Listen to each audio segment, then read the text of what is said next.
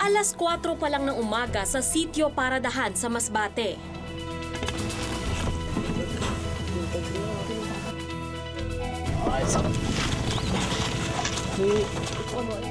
Naghahanda na ang ilang kalalakihan para lumaot at maghanap ng pinakamabentang huli nila tuwing tag-araw, ang mga pusit.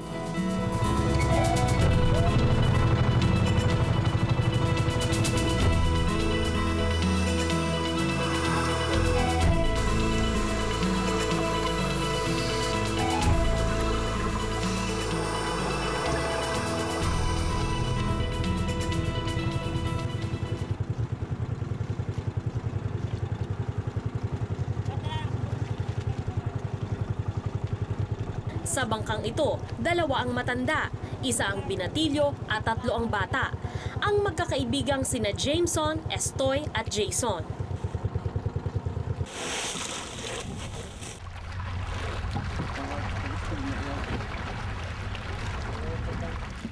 Pero bata pa man, sila raw ang pinakamatinik na magpupusit sa grupong ito.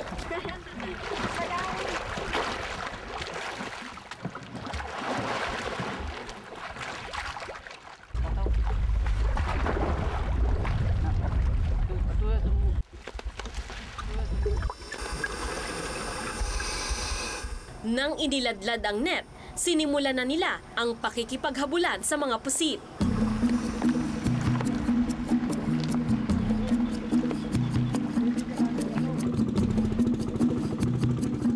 Inikutan ng bangka ang lambat para takutin ang mga pusit at pumunta sa gitna. Unti-unting sumara ang lambat. At sa loob ng 10 minuto, tapos na ang panguhuli.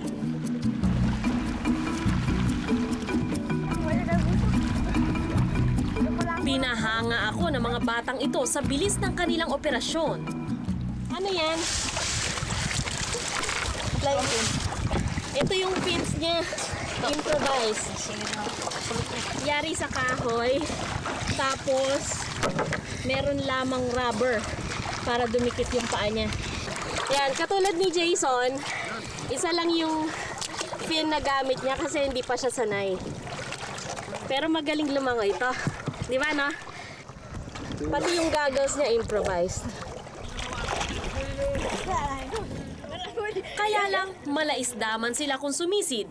Natakasan naman sila ng mga pusit. Daming pusit dito. Konti na lang.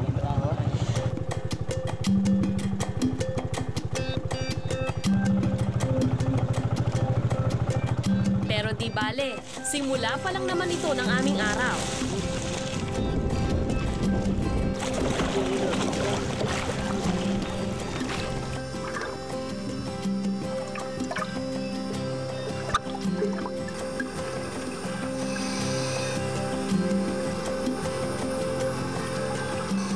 Sa kabila ng matitikas nilang katawan, hindi maikakailang ang mga kasama ko'y mga bata pa rin.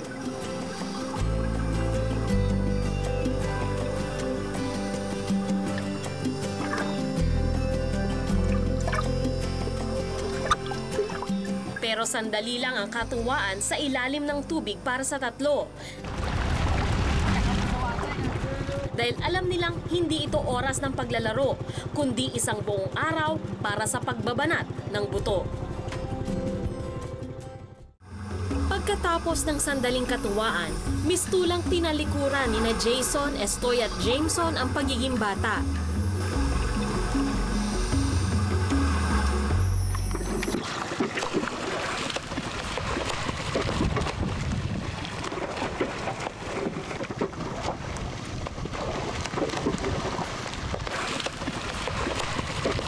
Mas maraming ingay sa tubig, mas malaki ang tsansang makahuli ng pusit.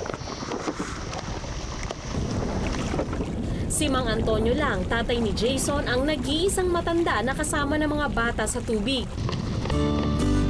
Kaya heto, nakisali na rin ako.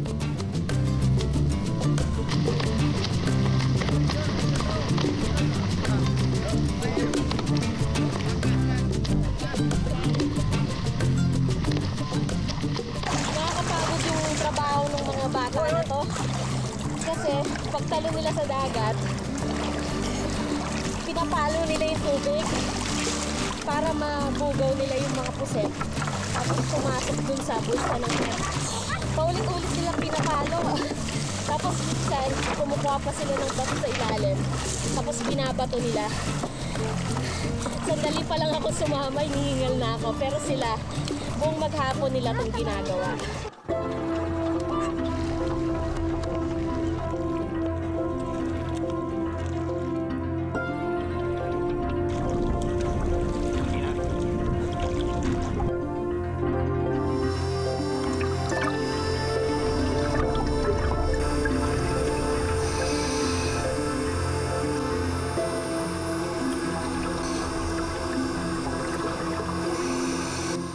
Hindi nagtagal. May laman na ang aming net. Masaya ako dahil sa wakas, nakahuli na rin kami. Pero nakakalungkot din na ilang piraso lang ang laman ng aming net. Kulay brown.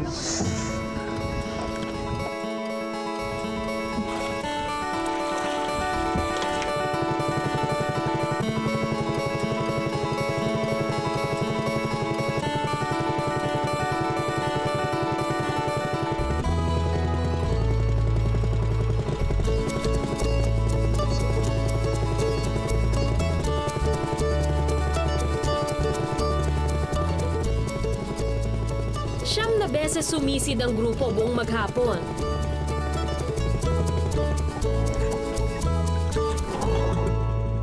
Bandang 1:00 ng hapon, nagpasya na ang grupong bumalik sa Pangpang. Tapos na ang trabaho.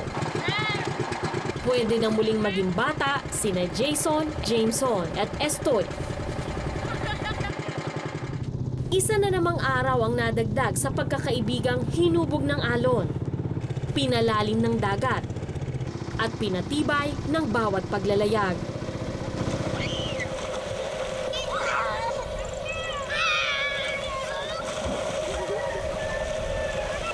Halos lahat ng pamilya sa sityong ito umaasa sa dagat. Kaya ang mga bata natutong mamusit sa tatay nila mismo. Isang trabahong minana pa nila sa kanilang mga ninuno. Hindi ka na nahihirapan na kailangan araw-araw halos sumasama ka sa dagat, nagpupusit ka. Hindi. Hindi? Para sa'yo, trabaho ba yon?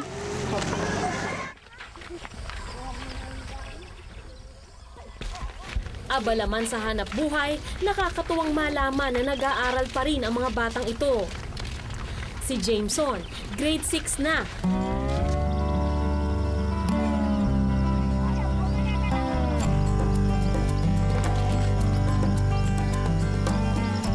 Ang swerte ko nung bata ako, di ganito kahaba yung nilakad ko bago makapasok sa eskwelahan.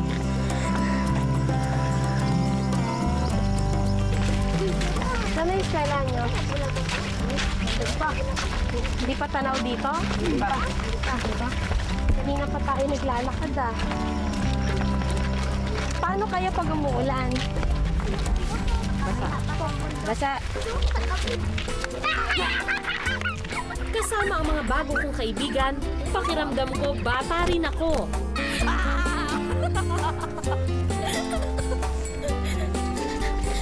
My precious!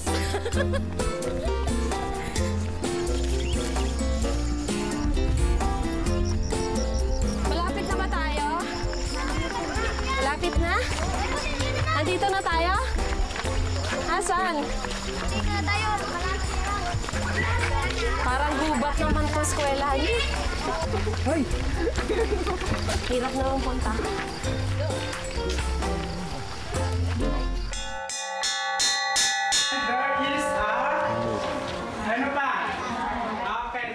Mga huling araw na ng klase ngayon, kaya ang leksyon nauwi sa pangaral ng kanilang teacher. Mas yung kapital ko noon para makapag-aral ay luha. Kapag hindi ako pinapaaral ng aking mga magulang, umiiyak ako ng umiiyak. Then, sa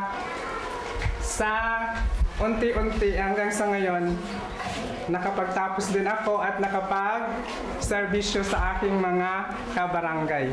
Yung pagtatagumpay ng isang tao ay hindi sa inyong mga magulang, kundi sa inyong sa inyong sarili. Pagkatapos ng masinsinang pangaral, graduation practice na. Pero hindi raw ganap na masaya si Mr. Rojas sa pagtatapos ng kanyang mga estudyante. Tingin nyo ba makakapag-high school lahat sila? Hindi. Bakit? At last, mga 50% lang. Minsan hindi aabot ng 50%, nasa 25% lamang yung can afford to go to high school because of poverty. Minsan, hindi nga sila nakakapag-aral dahil ginagamit sila ng kanilang mga magulang. Minsan nag-aararo, nagsasaka, kaya minsan pag panahon ng tag-ani or tag-tanim ng palay, kakaunti talaga yung mga pupils ko. Next to Maresa. Naalaman din namin isang beses sa isang linggo kung mag-absent ang mga estudyanteng magpupusit, gaya ni Jameson.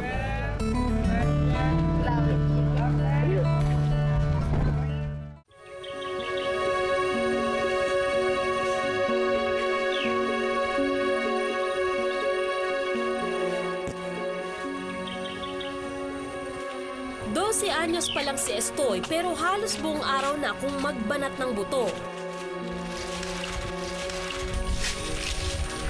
Pag-uwi mula sa dagat, trabaho pa rin ang inaatupag. Bakit po inaalagaan niyang kabayo na yan? Kasi malaga sa buhay yung kabayo. Bakit? Malabalang araw may magkasakit at walang pira pwede maipalit yung kabayo. So, nagpupusit ka, tapos nag-aalaga ka ng kabayo. Ano pa? Nag-aalaga ng mga manok. Ilang dami? Opo. Tingin mo makakaipon ka para sa high school mo? Sa matrikula? Iwan ko dahil dami pa kaming ginagastusan. Ano ginagastusan mo? Sa loob ng aming bahay, araw-araw na kinukuhan. Ginagamit.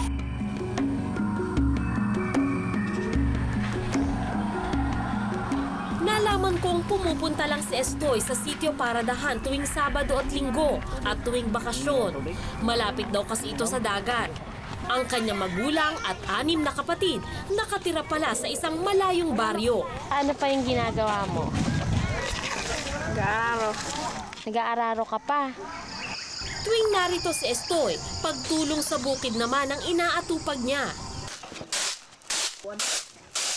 Lahat ng ito, sinasabay ni Estoy sa kanyang pag-aaral. Nakakapasok ka ba araw-araw sa eskwelahan? Hindi.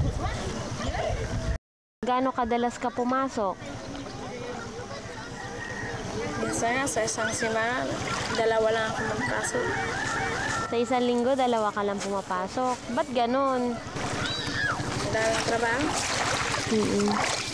Hindi ba pwedeng hindi ka magtrabaho? Mag-aral ka na lang? Hindi kasi walang tutulong sa tatay ko. Walang katiyakan ang edukasyon ni Estoy, pero mataas pa rin ang kanyang mga pangarap. Ano pangarap mo sa buhay? Naging isang seaman. Pero kung ikaw ang masusunod, gusto mo bang pumasok araw-araw? Opo. Bakit? Kasi gusto kong magtapos ng pag-aaral.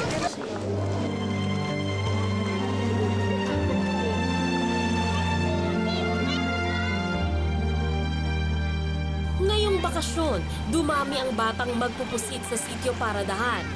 Gaya ni Estoy, umaasa silang makaipon para sa pasukan.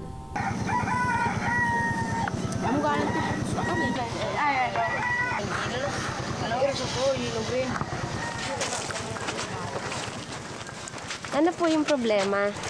Wala na. Bakit naghahanap po yata kayo ng kasama? Opo, nandito na. Sino po yung malaki na kasama nyo? Jomar. Nasaan po? Ayun. Oo, tapos 4 na bata. Opo. Okay lang po ba yan? Okay na.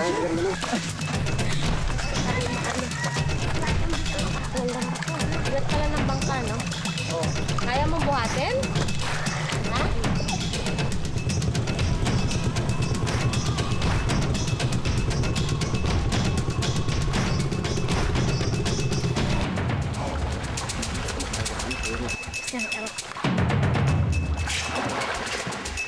Mabilis kumilos ang mga bata sa tubig at matagal mapagod, kaya mahalaga raw sila sa panguhuli ng pusit.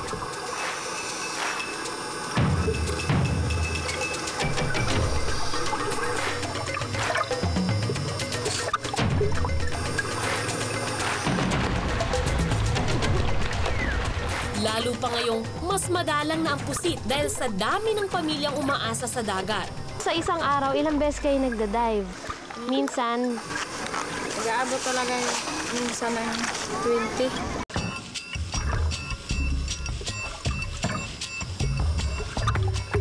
Matapos ang ilang beses na pagsisid, pumasok na sa lambat ang pinakamalaking huli nila sa araw na ito.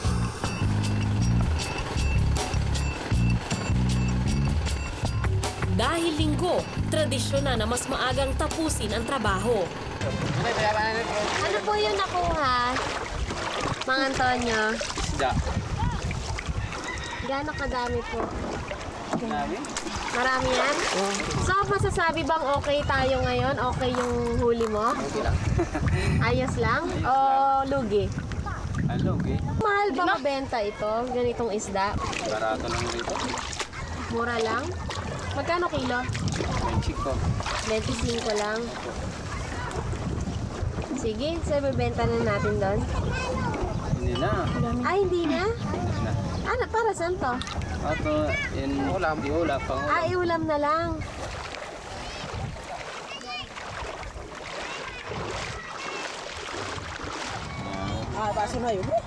Pinaghatian na ang huli. Pantay ang hati, matanda man o bata. Ayan na yung ano mo. Ito yung parte niya. Oh. Patingin, patingin. Ilang isda? 5 isda. Isang puset. Kay Jameson, sa'yo. 5 isda. Ay, tama, isda. 2 maliliit. 2 maliliit. Sina Mang Antonio at Jason naman, mas malaki ang parte dahil sa kanila ang bangka. 240, 120. 120 mangyapon. Tuwing linggo, kinukwenta ng mga buyer ang kinita ng mga magpupusit. 60 pesos kada kilo ang bentahan dito. Ibabawas pa ang gasolina ng bangka na madalas inuutang sa buyer. Pero pagdating sa Lucena sa Quezon, kung saan binabagsak ang mga pusit, doble na ang presyo. Yung kabuo-buo po namin na nakuha ng 3 araw, 876. Yan naman ang kabuuan. Ang kabuuan. Tapos yung amin gasto lang po sa gasolina po namin na ginamit, ito po ang 640 dahil ito po lahat yung niya sa gasolina po. Yan. Kaya ito na lang ang natira. Ito na lang pong natira sa namin. 3 araw. 3 araw. Malaking lugi. Yung kay Rong Next, 16. Yung kay Jameson, 38 lang po, ma'am. Ito yung sa bahay na yung sa pera na para sa kay Jameson. Para kay Jameson na to. Ito, at saka sa father niya, sa tatay niya. Magkasama na sila dito ng dalawa. Opo, 100. 92 lang. Oo, 92 lang.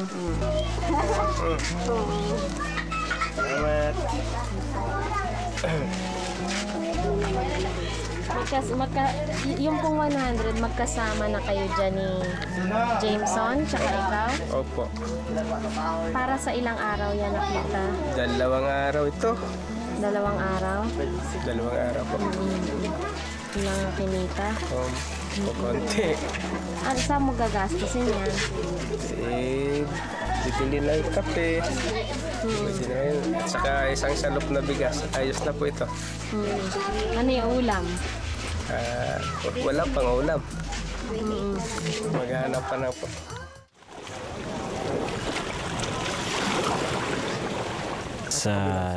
Sa Monreal. Nababahala ang Plan International Masbate, isang NGO, sa dumaraming bilang ng mga child labor sa Masbate. Karamihan sa mga magulang kasama yung mga anak sa paghahanap buhay sa bukid, saka sa dagat. So ang sasabihin naman sa iyo ng magulang na mahirap lang kami. Sino yung makakatulong namin sa paghahanap buhay?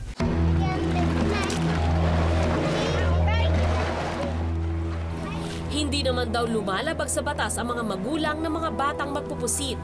Ayon sa Republic Act 9231, maaaring magtrabaho ang bata kung ito ay nasa ilalim ng responsibilidad ng kanyang magulang o legal guardian.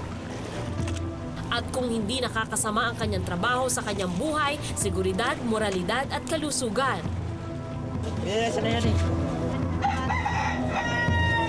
Pero ayon sa Plan International Masbate, kailangan may gawin din ang gobyerno sa sitwasyong ito. Madalang yung makita mo mga projects or programs para sa mga bata. Talagang mahirap yun kumbinsin kasi hindi pa lalo na, sabi ko nga hindi sila botante. No? So talagang ang focus ng gobyerno natin ay doon sa mga matatanda, no? Na pwedeng makatulong sa kanila politically. Instead na mag-aral yung bata, nandoon na sa katulong na ng magulang sa paghahanap buhay. So ganoon na rin. So at an earlier age, kailangan niya ng maghanap buhay. Doon na siya mawiwili.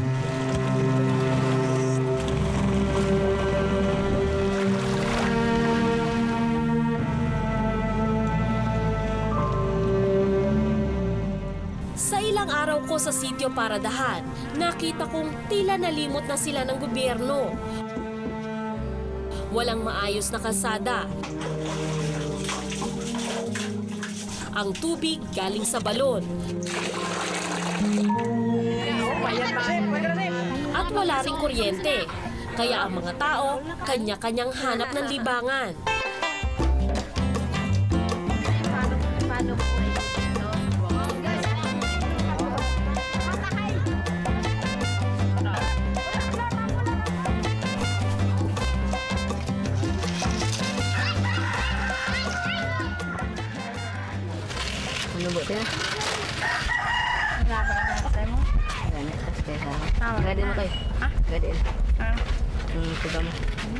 Sina Jameson at Estoy, natatnang ko nagkukwentuhan. Itong parang hapatos. Pwedeng kan. Brown. Tanan yan sa babae. Sa akin puti na sandal. Para sundagin. Hindi na pwede. Itong mga dala. Ito. Sa amin na puti ang sapan. Napag-usapan din nila ang kanilang plano pagkatapos ng graduation. Masaya kami kapag kami dalawa magkasama. Saan nyo gustong mag-aral ng high school? Saan? Ah, talaga? Ikaw din sa Bandaon mo gusto? Jameson, so tinanong mo na ba sa nanay mo at sa tatay mo kung maari bang mag-aral ka ng high school? Hindi mo pa natanong? Ano nararamdaman mo? Naririnig mo yung kaibigan mo na hindi niya sigurado makaka-high school siya? Malungkot. Malungkot? Bakit?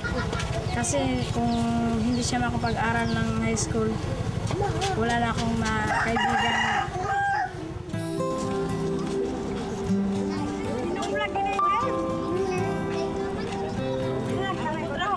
Nung gabi, hindi rin naghiwalay ang magbabarkada. Jameson, sino dyan crush mo? Sino ba kayo? Ha? Nililigaw kayo? Hindi. Oh.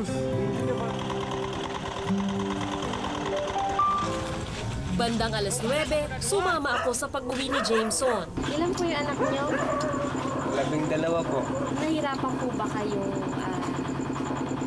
kumbaga buhayin at pag-aralin yung talaga, mahirap talaga dahil marami sila. Ano naman ang hanap buhay sa asawa ko, sa laot lang. Kaunti naman ang iyakita. Kaya nga, ito, tumutulong na po sa amin. Yung po nasa picture? Nandun po sa Maynila. Ano po ginagawa niya sa Maynila? Ano? Katulong sa bahay? No, katulong po sila sa bahay. Ang buhay daw nila ngayon, nakasalalay sa dagat. Ito, training ko na rin ito. Marunong na rin. Kaso lang naawa ko kasi maliit eh. Baka kako, lumubog. Hindi ko na pinatagal ang aming usapan. Tinanong ko na ang bagay na hindi kayang itanong ni Jameson sa kanyang mga magulang. Grade 6 na po siya, di ba ho? Opo. Graduating na po. Paano po yung pag-aaral niya kaya sa high school? Ewan ko nga Yung po. nga po ang problema namin. Paano namin magpa-aral siya sa high school eh. Dahil marami pang kapatid niya na mag-aaral sa elementary. Ito, mag-grade 1. Tapos yung bunso namin na mag-daycare. Bali, na sila, 6 na. Gusto ko talaga magpa-aral ko mga anak ko. Saka, problema lang kasi. Parang hindi makakaya sa high school. Kasi malaki ng gastos ngayon magpa-aral ka ng high school.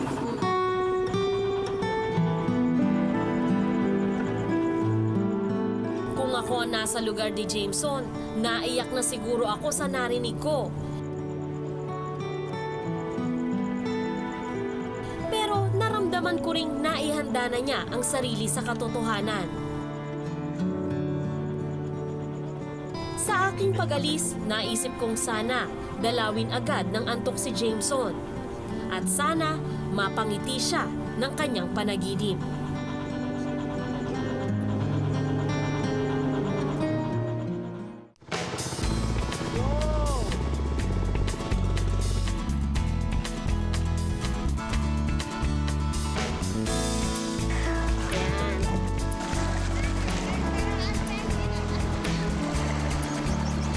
Hindi mga ordinaryong bata ang naging kaibigan ko sa Sitio Paradahan.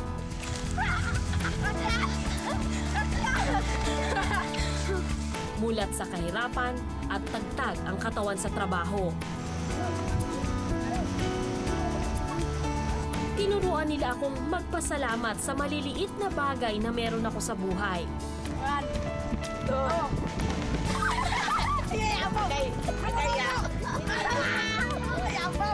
At tingnan ang mas malalim na kahulugan ng bawat paglalakbay. Ako po si Sandra Aguinaldo at ito ang Eyewitness.